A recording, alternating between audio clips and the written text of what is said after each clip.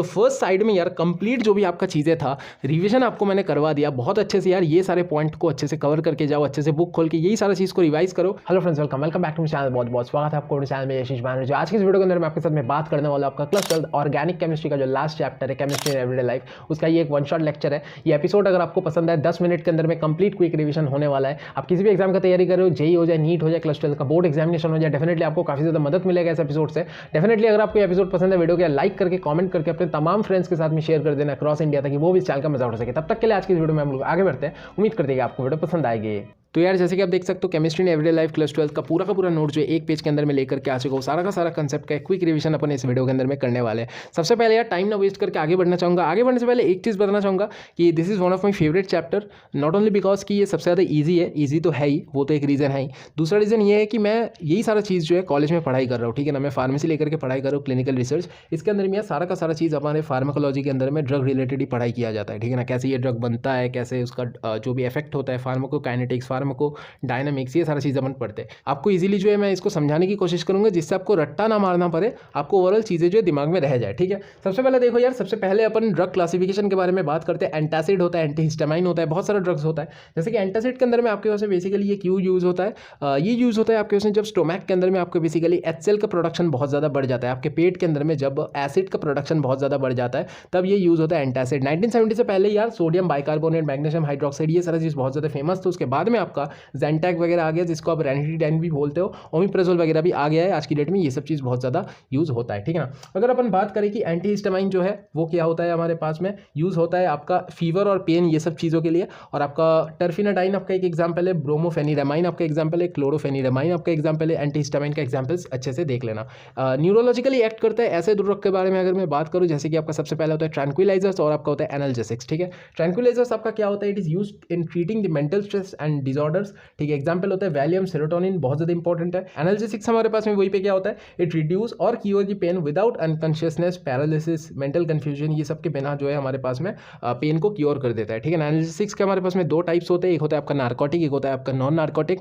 Narcotic होता है आपका मॉर्फिन, कोडीन, ये सब एग्जाम्पल याद रख लेना। नॉन नार्कोटिक का होता है आपका एस्पिरिन, पैरासीटामोल, ये सब चीज़ याद रख लेना, ठीक है ना। एस्पिरिन जो होता है ये हमारे पास में कभी भी आप खाली पेट में बेसिकली नहीं लेना चाहिए, ठीक है ना। ये क्यों होता है, सबसे पहले देखो कि एस्पिरिन जो होता है ना, जैसे ही हमारे उससे स्टोमक के अंदर में जाता है, ये हाइड्रोलाइज हो जाता है। और हाइड्रोलाइज होकर के क्या प्रोड्यूस करता है, एक तो आपका CH3COOH मतलब एसिडिक एसिड, और आपका क्या सैलिसाइलिक एसिड प्रोड्यूस करता है, ठीक है। Acidic acid and salicylic acid पेट के अंदर में जाकर के हाइड्रोलाइज होकर के प्रोड्यूस करते हैं, जो क्या होता है आपके पास में अब्जॉर्व कर लिया जाता है by cell wall, and it causes the injury and bleeding, जिसके थ्रू हमारे पास में हम बेसिकली आपके शरीर को पहुंच सकता है, ठीक है ना। इसलिए आपको बेसिकली ये यूज़ नहीं करना है। एंटीमाइक्रोबियल हमारे पास में ड्रग होता है, जिसके अंदर में आपका एंटीबायोटिक्स आता है, एंटीसेप्टिक आता है। एंटीबायोटिक में आपका बेसिकली दो टाइप होता है, बैक्टीरियासिडल और बैक्टीरियोस्टैटिक, ठीक है ना। बैक्टीरियोस्टैटिक मतलब क्या होता है, बैक्टीरियोस्टैटिक मतलब इसका काम है बेसिकली इनहिबिट करना ग्रोथ ऑफ बैक्टीरिया को, और बैक्टीरियासिडल क्या है, जो बैक्टीरिया को मार देता है। तो पेनिसिलिन ऐसा है जो यार बैक्टीरिया को मार देता है पूरा। और बैक्टीरियोस्टैटिक क्या है, जो क्लोरामफेनिकॉल है, जो आपके वैसे एरिथ्रोमाइसिन है। एरिथ्रोमाइसिन अब दवाई का यूज़ करते हो कब, जब आपके वैसे फीवर हो रहा होता है, ठीक है ना, जब आपके पास में खांसी हो रहा होता है, इस टाइम पे आप एरिथ्रोमाइसिन का यूज़ करते हो, ठीक है। एजिथ्रोमाइसिन आपके पास में आता होगा, ठीक है। तो इस ड्रग का क्यों यूज़ करते हो आप, basically to inhibit the growth of the bacteria, ठीक है ना। पूरा साइंस बुक का टर्म बता रहा हूँ।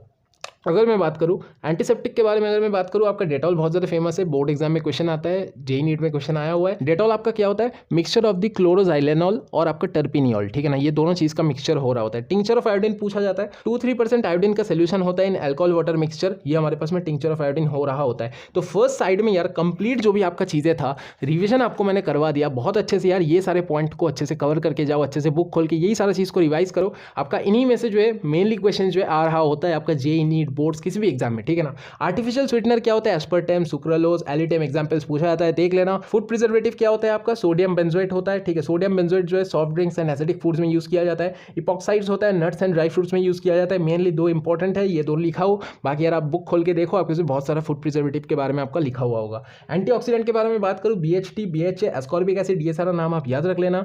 एंजाइम एंड ड्रग का इंटरेक्शन जो होता है उसके बारे में यार आप बहुत ज़्यादा डिटेल में at this point of time नहीं पढ़ रहे हो। This is what actually pharmacology teaches, you know, कि आपका जो ड्रग है और जो एंजाइम है ये कैसे कैसे हमारे पास बाइंड करता है, ठीक है ना। This is very much important mechanism of a drug.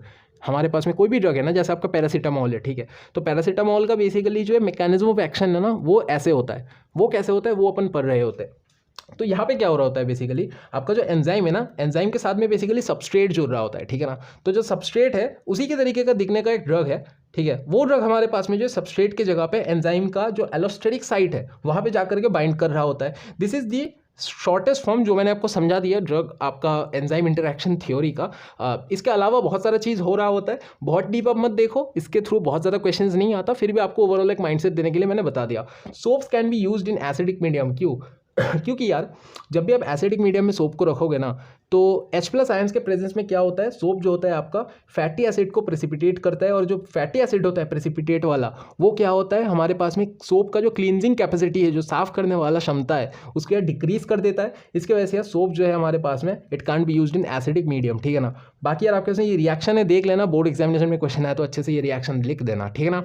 आपका ओवरऑल यार केमिस्ट्री इन एवरीडे लाइफ से जो मेन इंपॉर्टेंट टॉपिक्स था 10 मिनट के अंदर में, 10 मिनट भी वीडियो का लेंथ नहीं हुआ होगा, 6-7 मिनट के अंदर में यार कंप्लीट करवा दिया। बहुत ज़्यादा मज़ा आया मुझे भी ये एपिसोड बनाते हुए। आई होप यार कंप्लीट आपका थ्योरी मैं करवा पाया, आपको बहुत ज़्यादा मज़ा आया होगा। अगर आपको एपिसोड पसंद आया यार, वीडियो को लाइक करके चैनल के साथ में बने रहना। तब तक के लिए मिलते हैं हमारी आउटरो पे। तो आई होप आज के इस एपिसोड में जो भी सारा कंसेप्ट आपको हमने सिखाया इस चैप्टर के अंदर से आपको काफी ज़्यादा पसंद आई होगी। अगर आपको एपिसोड पसंद है, वीडियो को लाइक करके कमेंट करके अक्रॉस इंडिया अपने सारे के सारे फ्रेंड्स के साथ में शेयर कर देना, ताकि वो भी चैनल का मजा हो सके। तब तक के लिए आज की इस वीडियो को समाप्त करते हुए मिलते हैं हमारी अगली वीडियो में। तब तक के लिए बाय।